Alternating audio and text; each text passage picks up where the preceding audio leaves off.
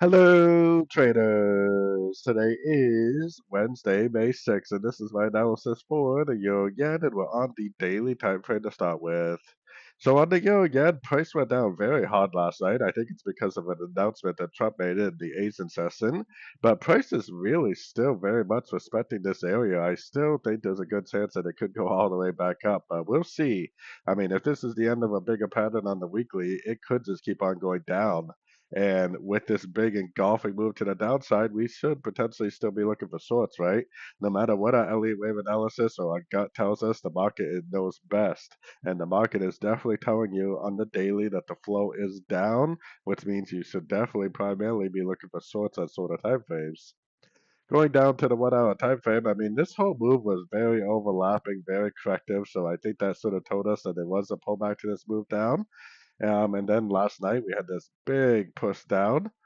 So now what do? We put our Fibonacci retracement from here to here. If it goes up and takes out this high, then yeah, I'll be more than happy to start looking for logs.